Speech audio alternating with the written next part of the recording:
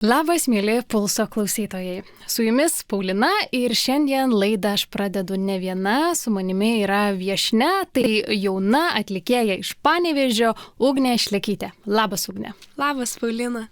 Šiandien pasikalbėsim apie tavo kūrybą, apie tavo naujausią darbą. Tai pradėkim galbūt nuo to, kad aš trumpai pristatysiu klausytojams tave. Tu esi muzikos pasaulyje nuo 2 metukų, dalyvauji įvairiose konkursuose tiek Lietuvoje, tiek užsienyje. Ir būtent praėjusiais metais, birželio mėnesį, pasirodė pirmasis tavo autorinis kūrinys Bėgti dviese. Labai stiprus darbas. Papasakok, kas tave pastūmėjo pagaliau visiems taip plačiai visuomeniai parodyti savo asmeninę kūrybą. Šiaip tai kūriau tai jau anksčiau šiek tiek, bet tie visi kūriniai, kuriuos atrodo bandžiau rašyti ir kurti, tai buvo jie tokie neužbaigti iki galo ir atrodo, kad tai kūrybai reikėjo kažkokio užaugimo, kažkokio pribrendimo ir galbūt kaip norą papasakoti per muziką, kaip viską sudėti į muziką. Tai iš tikrųjų anksčiau atrodo dalyvaudavau tose konkursuose ir taip viskas visai eidavosi sėkmingai, taip viskas gerai, iki tol, kol sudalyvavau projekte Lietuvos balsas. Atrodo, norėjau savo vaikystės svajonę įgyvendinti, dalyvaudama ten ir po savo tos įsivaizduojamos nesėkmės ten, kai neatsisuko tie komisijos nariai, tai buvo man toks didelis šokas ir sukrėtimas, nes taip jau su vokalo mokytoja ėjom ir tvirtai tikėjom, kad jau praeisiu tą pirmąją etapą, tai tikrai. Ir kažkaip po to tokio sukrėtimo ir gimė ta daina. Labai keista, bet atrodo, kad iš tos patirties, to nusivylimo, atrodo nežinojimo, kas čia dabar bus toliau, atrodo taip nepasisekė. Ir atsisėdau prie pianino ir kažkaip pagrojau tos kelis akordus ir man ta melodija ir tekstas taip kažkaip labai savaime ir taip ėjo tiesiog ir pasirašė. Tai labai toks ypatingas momentas ir galiausiai nusinčiau tą dainą taip įrašius mokytojai, kažkaip nesitikėdama per daug nieko. Ir taip gavau iš jo žinutę, kad wow, Ugnė, siunčiam prodiuseriui, parodykim ir ši daina verta išleidimo. Tai man labai buvo tokia gera žinia ir galiausiai ta daina pasibaigė ir aš ją išleidau. Tai vat. Dar galiu papildyti klausytojams, kurie galbūt nematė šio projekto. Aš stebėjau įrašą prieš mums susitinkant, nors tu įvardini, kad tai nesėkmė, tačiau tikrai komisijos nariai pakomentavo, kad tu turi didžiulį potencialą, tiesiog dar reikia šiek tiek laiko, tikriausiai ir jaudulys, ir visa kita.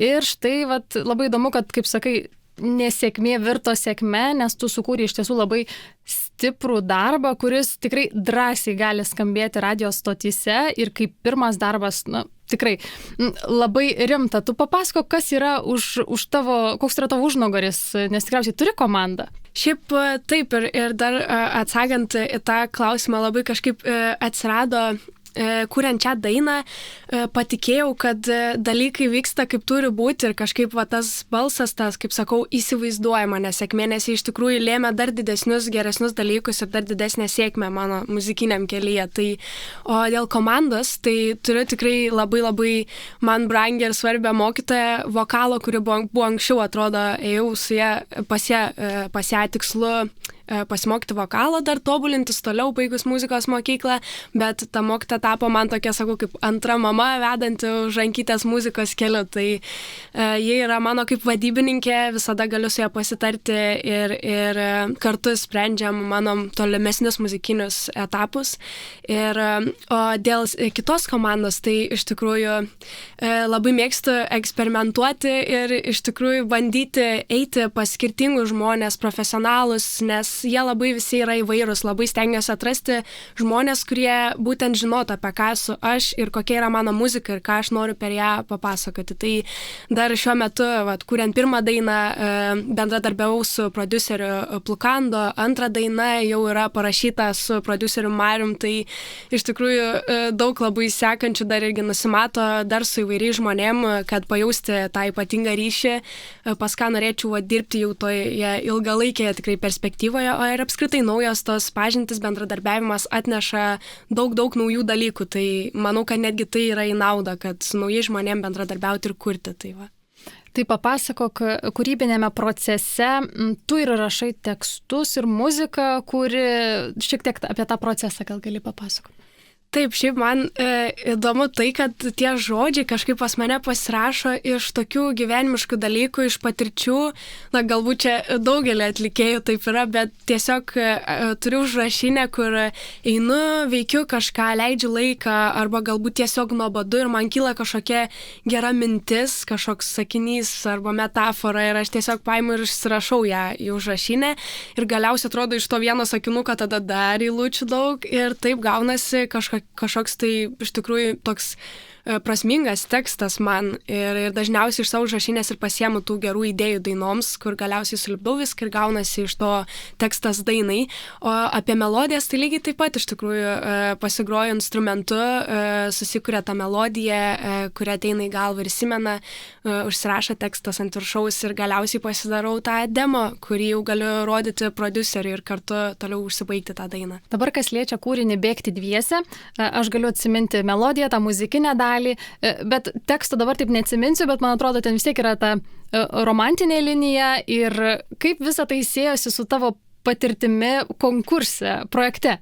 Šiaip čia labai įdomi tokia patirtis, nes kadangi ta daina tokia pasirašė po Lietuvos balsą ir sakau, aš net joje atradau po to sąsajų, tokių atrodo akordai atitinka tą dainą ir kažkaip man buvo wow, toks atrodo, kaip taip gali būti, taip nejaučiant, kaip taip gali atsitikti, bet ta daina atrodo neša žinę, ji pasirašė per tai, kad kartu su kažkuo, su kitu žmogumi yra daug lengviau praeiti visus sunkumus, visas nesėkmes ir tą nerimą kylantį abejonės. Tai apie tai yra ta daina ir ji man tiesiog išsipildė per tai, jog aš šiuos jausmus apibūdinau kaip kitam žmogui, lyg sakyčiau, lyg išgyvenčiau visą tai su juo.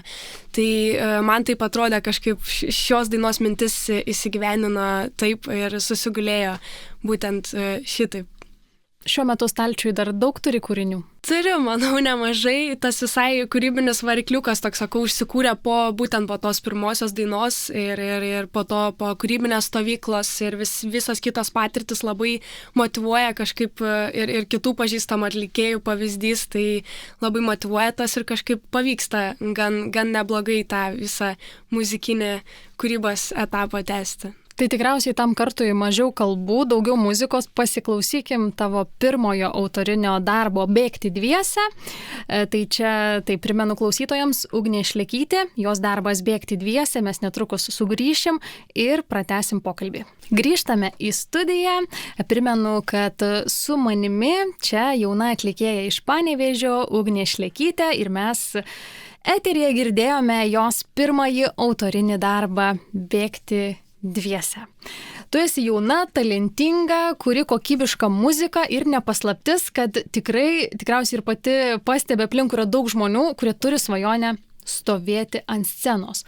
Ar tu turi planą, kaip pasiekti to savo tikslo, kai mes gyvenam tam pasaulyje, kai atrodo tiek visko daug ir visi taip nori to pasiekti? Šiaip tai taip, aišku, tas konkretus planas jis niekada galbūt nebus tas, kuriuo tu nueisi, tu gali tik įsivaizduoti, gali planuoti, kaip čia galėtų būti, bet iš tikrųjų dažnai gyvenimas pasisuka ir nuveda tuo keliu, kuriuo tau lemta nueiti, bet iš tikrųjų, manau, pagrindinis dalykas tai yra darbas, tai yra įdirbis, kuo daugiau tu kuri, kuo daugiau sukuri tų dainų nevykusių šimtai tūkstančiais ir tuo daugiau gaunasi tų gerų variantų, tai daugelis lieka stalčiuje, bet tik keletas išvysta tą dienos šviesą, kurie tie variantai yra geriausi. Tai manau, kad tas sunkus darbas ir daug įdėto to darbo, daug kūrybos gali vesti link to, nes daug žmonių pritrūksta motyvacijos, atrodo, ir tai sutrukdo tiesiog jiems, o jeigu atrodo ta kūryba tokia man svarbi ir kažkaip norisi tikrai tą tęsti ir manau, kad tas sunkus darbas tikrai padėtų. O taip pat manau, kad kažkoks atlikėjo unikalumas susiformavęs ir jo nešama žinia per tą kūrybą, kažkoks išskirtinumas gali taip pat prie to vesti. Šiaip planuoju studijuoti užsienyje tikriausiai muziką. Dar sakau tikriausiai, nes nežinau, ar tikrai tai bus užsienis, bet kol kas tikrai planuose yra užsienis, kad įgauti dar daugiau unikalumo atnešti jo į Lietuvą, į mūsų lietuvių muziką. Tai manau, kad tai irgi labai svarbu ir galėtų padėti susiformuoti tam atlikėjo identitetui. kokį tu savo išskirtinumą, nežinau, jauti, atradusi esi, ar gal tik tai sukurti dar planuoji? Aš manau, kad mano išskirtinumas, kiekvienas žmogus turi savo kažkokį tokį išskirtinumą ir individualų, tačiau manau, kad mano galbūt būtų tai ir nuoširdumas tas toksai ir per dainas noriu nešti žinią. Man atrodo, kai klausia žmonės, tai ko tu klausai, arba tavo, tai čia pop ten stilius labai muzikos. Bet iš tikrųjų man tas pop nereiškia tą tokį banalų popsą. Kažkaip norisi kurti tą muziką, kad įneštų žinią, pasakotų istoriją žmonėms. Tai galbūt tai būtų mano unikalumas ir tas išskirtinumas kaip atlikėjos. Tai va. Kaip dažnai būna jauniems kūrėjams, kuria kokybiškai, kuria tai, kas yra verta dėmesio, bet būna, kad jie atsitrenkia į sieną, rašydami į radio stotis ir panašiai. Ir ten, tarkim, tie žmonės, kurie turi pažinčių, tai jie ten straipsniai portaluose, nebūtinai galbūt tas žmogus gal lygiai toks pat talentingas ar netalentingesnis, bet vienas turi pažinčių, kitas ne. Yra jau tekę susidurti su kažko panašaus. Šiaip visada savo dainas nuleidžiant, jos tik dar 2 išleistas, bet jau tose patirtise turėjau ir tą stovyklą taip pat Agatos, kur labai mokė stengtis ir tikrai ir siūsti radijoms dainas ir straipsniams, kad tave pamatytų, kad neužsidarytų tie keliai, kurie gali būti tie atverti. Tai, o šiaip dėl radijo yra tekę jau, kad ir grotų kūrinį, labai faina, kažkaip nesitik ir atrodo pasirenka tavo kūrinį groti. Tai irgi pažintis iš tikrųjų Lietuvoje yra labai labai svarbu mano nuožiūra, norint tapti atlikėją ir taip pat manau visur yra labai svarbu pažintis, tai irgi labai padeda, nes iš tikrųjų pažįstami žmonės parekomenduoja tave ir galbūt netgi taip nueina tas kelias iki to, kad tave pamato kažkoks prodiuseris, pasiūlo dirbti kartu arba radio stotis sužino apie tavo dainą ir pamato, kad wow, jinai gal visai gerai ir verta ją paleisti būtų klausytojams. Tai tarkim, tu minėjai, kad tavo mokytoja yra kaip tarsi tavo vadybininkė, taip? Mhm. Ir tikriausiai tu eini tuo tokiu autentišku keliu, nes kaip yra buvę, tikrai būna labai daug tų tokių atvejų, pavyzdžiui, tarkim, Monique, kur ją vadybininkai tarsi formuoja kaip kažką tokį, ko tu turi būti. Taip. Tai tu tikriausiai matai tą kitokį galbūt kelią. Taip, aš labai esu už tai, kad ir šiaip ir mano mokytoja labai man to davė ir atvėrė tas akis.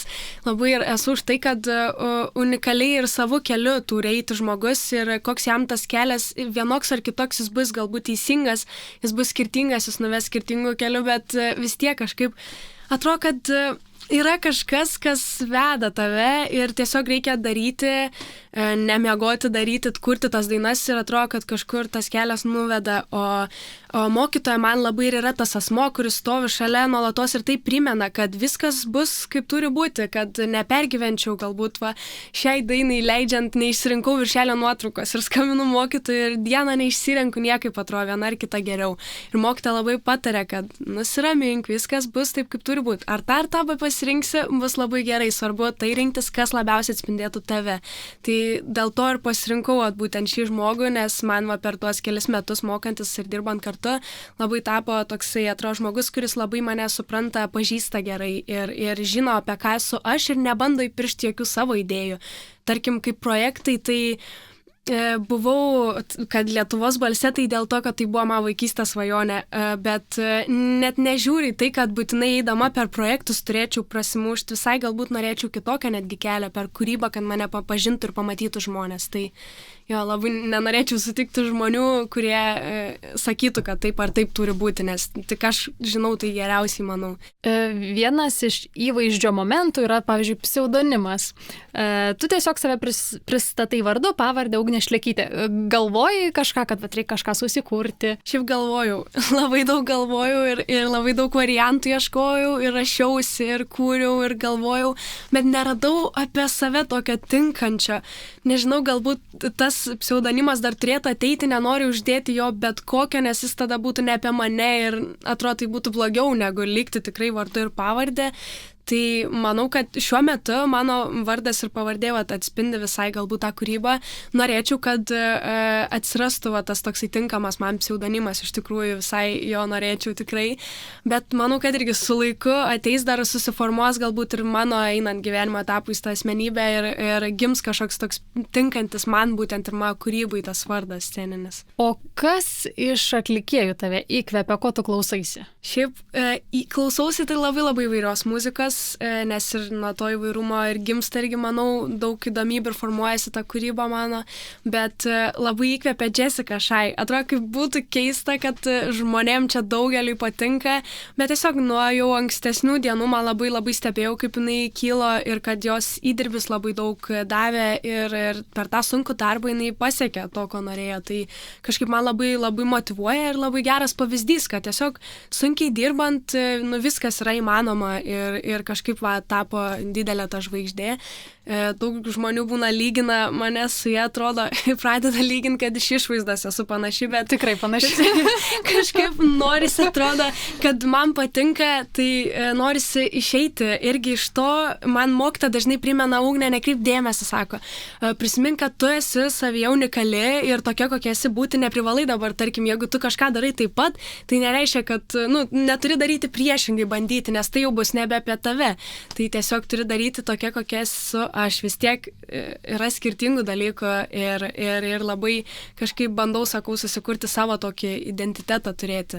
Tai va, bet man kaip atlikėjas jie yra toksai didelis pavyzdys iš tikrųjų ir savo kūrybą ir žodžių rašymų dainose, tai labai kažkaip ypatingai žvelgiu jos kūrybą giliau nei galbūt klausytojai kai kurie. Tai va. Iš tiesų, klausantis jos dainų, ten atrodo irgi tai gyvenimo istorija užkoduota ir viskas. Vat man irgi yra tekę, kad klausais ir kartais gali paviršutiniškai tiesiog gera daina, būtent, o kartais, kad, čia yra paslėpti momentai.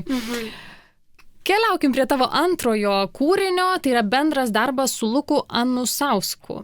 Ir kūrinio pavadinimas, primink. Ką bedaryčiau.